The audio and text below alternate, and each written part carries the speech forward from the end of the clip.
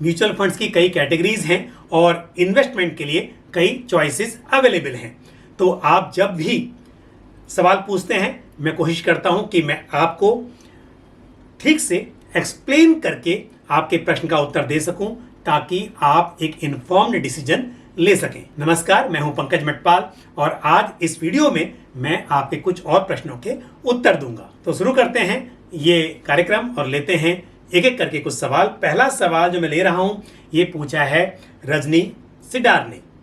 रजनी जी, आपने बताया कि आपकी एज है 32 साल की और आपने कहा है कि आप मेरी नियमित फॉलोवर हैं, दर्शक हैं और श्रोता हैं। तो रजनी जी, बहुत खुशी हुई ये जानकर और इसके लिए आपका बहुत बहुत धन्यवाद। इसी तरह से आप मेरे जो भी टीवी पे प्रोग्राम आते हैं या फिर यूट्यूब चैनल पर जो मैं वीडियो पोस्ट करता हूँ आप देखते रहिए और अपने सुझाव और अपनी ओपिनियन आप इसी तरह से शेयर करते रहिए। आपने कहा है कि आपने 18,000 पर मंथ का इन्वेस्टमेंट शुरू किया है और स्कीम के नाम भी आपने यहाँ पर बताए हैं। तो Nippon India large cap fund में आप 3,000 रुपीज़ की SIP कर रही हैं। ये बिल्कुल लार्ज कैप कैटेगरी का एक अच्छा फंड है। साथ ही पराग पारिक फ्लेक्सी कैप फंड में आप 3,000 रुपीज़ की SIP कर रही हैं। ये भी फ्लेक्सी कैप कैटेगरी का एक अच्छा फंड है। HDFC निफ्टी 50 इंडेक्स फंड में 2,000 rupees, HDFC mid cap opportunity fund में 2,000 rupees, SBI magnum mid cap fund में 2,000 rupees, SBI small cap fund में 2,000, टाटा स्मॉल कैप फंड में 2,000, Nippon India small cap fund में 2,000। देखिए, स्कीम का चुनाव अच्छा है लेकिन स्मॉल कैप में आपका एक्सपोजर काफ़ी ज़्यादा हो गया है और मेरे हिसाब से आपको ये एक्सपोजर कम करना चाहिए। आपने SBI, टाटा और Nippon India 3 small cap fund में इन्वेस्ट किया हुआ है। 18,000 के लिए मेरे हिसाब से 2 से 3,000 रुपये ही स्मॉल कैप में आपको एलोकेट करने चाहिए। तो यदि आप सिर्फ Nippon India small cap fund रखें, बाकी 2 को आप बंद कर दें तो ये सही रहेगा। ऐसा नहीं है कि 2 जो फंड्स हैं वो खराब हैं, तीनों स्मॉल कैप फंड अच्छे हैं, लेकिन Nippon India small cap fund एक वेल डाइवर्सिफाइड है जिसमें करीब 200 स्टॉक्स हैं। तो इस फंड के साथ आप आगे बढ़ेंगी तो मेरे हिसाब से अच्छा होगा और 2,000 की जगह पर आप 3,000 कर लीजिए तो ये सही होगा। और यदि आपको फिर भी एक से ज़्यादा स्कीम करनी है तो आप निपॉन इंडिया में 2,000 रुपये और दूसरी एक स्कीम SBI या टाटा, दोनों में से एक कोई भी आप रख सकती हैं और उसमें आप 1,000 रुपये की SIP कीजिए। पर कुल मिलाकर 3,000 रुपये की SIP आप कीजिए स्मॉल कैप में तो ये अच्छा रहेगा। इतना ज़्यादा एक्सपोजर स्मॉल कैप में सही नहीं है। और यहाँ पर क्योंकि 6,000 में से अगर मैंने कहा है कि सिर्फ 3,000 रुपये ही आप स्मॉल कैप में रखिए तो जो 3,000 बचेंगे उसे आप पराग पारिक फ्लेक्सी कैप फंड में आप 2,000 ऐड कर दीजिए, 3,000 का 5,000 हो जाएगा। और HDFC mid cap opportunities fund में 2,000 रुपये की SIP आप कर रही हैं, इसमें 1,000 रुपये आप और बढ़ा लीजिए तो ये मेरे हिसाब से अच्छा रहेगा। और यदि हम 12% के CAGR से कैलकुलेट करें तो 25 ईयर्स में आप करीब 1 करोड़ 6 लाख रुपए इकट्ठा कर सकती हैं यदि आप 18,000 की SIP कर रही हैं। लेकिन क्योंकि समय बहुत लंबा है, आप स्टेप अप कीजिए। यदि 7% से भी आप हर साल अपने इन्वेस्टमेंट को बढ़ाती हैं तो फिर आप 25 साल में 5 करोड़ रुपए इकट्ठा कर पाएंगी। तो मैं तो कहूँगा कि 7% क्यों, आप इससे भी ज़्यादा रेट से हर साल अपने इन्वेस्टमेंट को बढ़ाते रहिए और ताकि आप और भी बड़ा अमाउंट इकट्ठा कर सकें। क्योंकि समय के साथ पैसे की वैल्यू कम हो जाती है महंगाई दर की वजह से, और यदि आप बड़ा अमाउंट इकट्ठा करेंगी तो आपके जो भी फाइनेंशियल गोल्स हैं उन्हें अचीव करने में आपको मदद मिलेगी। All the best to you. बढ़ते हैं आगे, लेते हैं अगला सवाल जो पूछा है श्वेता ने। श्वेता, आपने बताया कि आपकी एज है 35 ईयर्स की और आपने कहा है कि suggest me best mutual funds and NFOs। पहली बात बता दूं कि NFO कोई अलग चीज़ नहीं होती है। NFO यानी कि न्यू फंड ऑफर, और कोई भी म्यूचुअल फंड स्कीम जब पहली बार लॉन्च होती है तो उसे हम न्यू फंड ऑफर कहते हैं, यानी कि वो उस स्कीम का न्यू फंड ऑफर है। तो मैं आपको कुछ स्कीम्स बताऊंगा और वो नए फंड्स के ऑफर तो नहीं होंगे बल्कि कुछ एग्जिस्टिंग स्कीम्स के नाम मैं आपको सजेस्ट करूंगा। तो आपने कहा है कि आप 6,000 रुपीज़ पर मंथ की SIP शुरू करेंगी और शॉर्ट टर्म और लॉन्ग टर्म दोनों के हिसाब से आप फंड्स के नाम जानना चाहती हैं। तो आपने ये नहीं बताया कि आप कितने समय के लिए, शॉर्ट टर्म का मतलब क्या 1-2 साल की आप बात कर रही हैं या फिर इससे अधिक की। तो बेहतर होगा कि आप ये मुझे बताएं कि शॉर्ट टर्म के लिए आप कितने समय के लिए इन्वेस्टमेंट करना चाहती हैं। पर फिलहाल मैं आपको 2 स्कीम के नाम बता रहा हूं और ये आप तभी करें जब आपका इन्वेस्टमेंट होराइजन 5 ईयर्स या उससे अधिक का हो। तो 5 साल या उससे अधिक के इन्वेस्टमेंट होराइजन के लिए एक स्कीम होगी निफ्टी 50 इंडेक्स फंड, और यहां पर Nippon India Nifty 50 index fund या फिर आदित्य बिरला सन life Nifty 50 index fund consider किया जा सकता है। और दूसरी स्कीम आप कंसिडर कर सकती हैं large and mid cap category की, और इसके लिए ICICI Prudential large and mid cap fund या Motilal Oswal large and mid cap fund consider किया जा सकता है। तो एक लार्ज कैप इंडेक्स फंड और दूसरी स्कीम होगी large and mid cap fund category की। तो इनमें आप 3-3 हज़ार रुपये की SIP कर सकती हैं, लेकिन ये है आपके 5 साल या उससे अधिक के इन्वेस्टमेंट होराइजन के लिए। और फिर आप मुझसे दोबारा सवाल पूछिए कि आपको जो शॉर्ट टर्म की बात हम कर रहे हैं वो कितने समय के लिए आप इन्वेस्ट करना चाहती हैं, उस हिसाब से मैं आपको स्कीम के नाम सजेस्ट करूंगा। अब लेते हैं अगला सवाल जो पूछा है राकेश शर्मा ने। राकेश जी, आपने बताया कि आपकी एज है 50 ईयर्स की और अगले साल आप अपनी सर्विस से रिटायर होने वाले हैं। आप म्यूचुअल फंड में इन्वेस्ट करना चाहते हैं 1 करोड़ रुपया, और आपने कहा है कि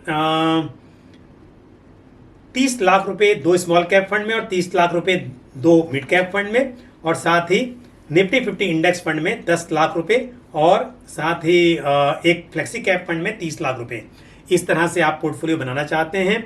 और आपने भी कहा है कि 2 स्कीम एक कैटेगरी की आपके पोर्टफोलियो में क्यों होनी चाहिए, उसकी वजह आपने बताई है कि 2 फंड मैनेजर्स की एक्सपर्टीज का आपको फ़ायदा मिल सके। तो इसमें कोई बुराई नहीं है, आप एक कैटेगरी की 2 स्कीम अपने पोर्टफोलियो में रख सकते हैं। लेकिन जो आपने कहा है कि 1 करोड़ में से 30 लाख स्मॉल कैप में, 30 लाख मिड कैप में, मेरे हिसाब से ये थोड़ा ज़्यादा है। आपको ज़्यादा एलोकेशन लार्ज कैप में करना चाहिए, थोड़ा मिड कैप में और थोड़ा स्मॉल कैप में। और स्मॉल कैप में वो भी आपने क्योंकि कहा है कि लॉन्ग टर्म में वेल्थ क्रिएट करनी है, तो आप 5 से 10% एलोकेशन स्मॉल कैप में कर सकते हैं। तो अगर 1 करोड़ रुपए आप इन्वेस्ट कर रहे हैं तो मैक्सिमम 10 लाख रुपए ही आप स्मॉल कैप में एलोकेट करें, और करीब 30-40% आपको लार्ज कैप में करना चाहिए, और ऐसे ही 20% के आसपास आप मिड कैप में एलोकेट कर लें, और साथ में एक फ्लेक्सी कैप फंड कंसिडर किया जा सकता है। तो फिर आप लार्ज कैप में 2 स्कीम रखें, मिड कैप में 2 करें, स्मॉल कैप में 2 करें, वो सब ठीक है। लेकिन जो मैंने कहा कि जो एलोकेशन है वो आपका स्मॉल कैप में कम होना चाहिए। लार्ज कैप के लिए एक आप large cap index fund consider कर सकते हैं, जैसे कि Nippon India Nifty 50 index fund या आदित्य बिरला सन लाइफ निफ्टी 50 इंडेक्स फंड, और साथ ही एक actively manage large cap fund जैसे कि ICICI prudential blue chip fund, ये कंसिडर किया जा सकता है। तो लार्ज कैप में एक लार्ज कैप इंडेक्स फंड जो कि पैसिव फंड है, और एक एक्टिव फंड, इस तरह से 2 फंड्स आप अपने पोर्टफोलियो में शामिल कर सकते हैं। मिड कैप में मैं आपको 2 फंड्स सजेस्ट करूंगा। एक फंड होगा Motilal Oswal mid cap fund और दूसरा Nippon India growth fund. Small cap category में भी आप 2 फंड्स कंसिडर कर सकते हैं। एक होगा Nippon India small cap fund और दूसरा fund axis small cap fund consider किया जा सकता है। फ्लेक्सी कैप फंड की बात करें तो यहाँ पर पारंपरिक फ्लेक्सी कैप फंड मेरे हिसाब से एक अच्छा फंड है, आप इस फंड में इन्वेस्ट कर सकते हैं। और साथ ही ICICI Prudential flexi cap fund या Nippon India flexi cap fund भी कंसिडर किया जा सकता है। तो मैंने आपको large cap, mid cap, small cap और फ्लेक्सी कैप फंड में 2 स्कीम्स की चॉइस दी है, बल्कि फ्लेक्सी कैप में तो 3 चॉइसेस दी हैं। तो आप अपने हिसाब से अपना पोर्टफोलियो डिजाइन कर सकते हैं, लेकिन ध्यान रहे कि स्मॉल कैप में आपका एक्सपोजर कम हो तो ये बेहतर होगा। और अब लेते हैं अगला सवाल जो पूछा है जावेद खान ने। जावेद जी, आपने कहा है कि आप मेरे वीडियोस रेगुलरली देखते हैं और आपको अच्छे लगते हैं, तो थैंक यू वेरी मच। मुझे उम्मीद है कि इससे आपको जानकारी मिलती होगी। और आपने कहा है कि 20 साल के लिए आप इन्वेस्ट करना चाहते हैं और इन्वेस्टमेंट ऑब्जेक्टिव है बेटे की शादी के लिए पैसा इकट्ठा करना। स्कीम्स के नाम आपने मेंशन किए हैं HDFC mid cap opportunity fund, जहां पर आप 500 रुपीज़ पर मंथ की SIP कर रहे हैं। Nippon India small cap fund में 500, Motilal Oswal mid cap fund में 1000, HDFC स्मॉल कैप फंड में 1000 और SBI कॉन्ट्रा फंड में 1000 रुपीज़, यानी कि कुल मिलाकर 4000 की SIP आप कर रहे हैं और वो आपने 500 के हिसाब से डिवाइड की हुई है, यानी कि कुछ स्कीम में 1000, कुछ में 500। मैं कहूँगा कि कम से कम 1000 की आप SIP करें एक स्कीम में तो अच्छा रहेगा, आपको ऐसे बहुत सारी स्कीम्स की ज़रूरत नहीं है। और दूसरी बात, क्योंकि आपने कहा है 20 साल में 1 करोड़ रुपया आपको इकट्ठा करना है, तो आपको 5000 रुपये की SIP करनी चाहिए कम से कम, और फिर हर साल 10% से स्टेप अप करना चाहिए, यानी कि आपका जो इन्वेस्टमेंट अमाउंट है उसे आपको ईयर आफ्टर ईयर 10% से बढ़ाना चाहिए। और 12% का CAGR अगर हम एज्यूम करें तो आप 1 करोड़ रुपये इकट्ठा कर सकते हैं 20 साल में, ये उम्मीद की जा सकती है। लेकिन एक बात और कहूँगा कि 20 साल का वक्त जो है बहुत लंबा है, इसलिए क्योंकि पैसे की वैल्यू कम होती जाती है, तो कम से कम 5000 से शुरुआत तो आपको फिलहाल करनी ही है और 10% का मिनिमम स्टेप अप भी करना है।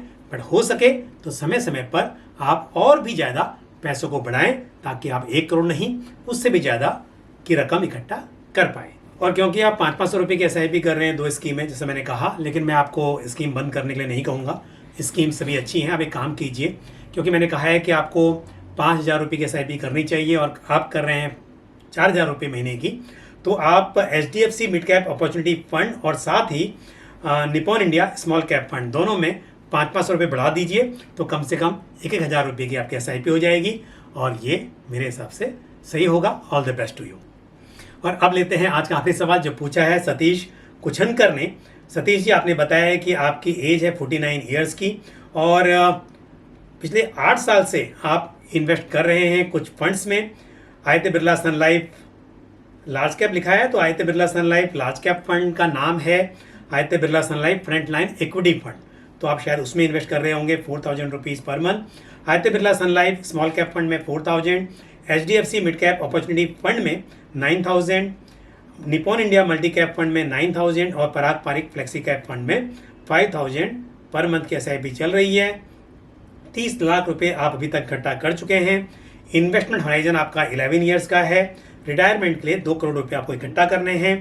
तो मैं बताता हूं कि यदि 12% से कैलकुलेट करेंगे तो कितना बन पाएगा, और साथ ही स्कीम्स पे भी मैं आपको अपनी राय जरूर दूंगा। 30 लाख रुपीज़ आप ऑलरेडी एक्यूमुलेट कर चुके हैं और 31,000 पर मंथ की SIP कर रहे हैं। 12% के CAGR पर लगभग 1 करोड़ 86 लाख रुपीज़ इकट्ठा हो सकते हैं 11 ईयर्स में। तो आप SIP अमाउंट को ईयर आफ्टर ईयर थोड़ा सा और बढ़ाएंगे तो ये बेहतर होगा, ताकि आप आसानी से अपना जो लक्ष्य है उसे हासिल कर सकें। आपके पोर्टफोलियो में सभी स्कीम्स अच्छी हैं, लेकिन फिर भी मेरी राय है कि आप आदित्य बिरला सन लाइफ स्मॉल कैप फंड को Nippon India small cap fund से रिप्लेस कर सकते हैं। तो आज के लिए बस इतना ही।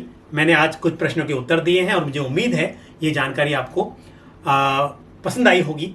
आप अपने सवाल और सुझाव इसी तरह से कमेंट बॉक्स में पोस्ट करते रहें।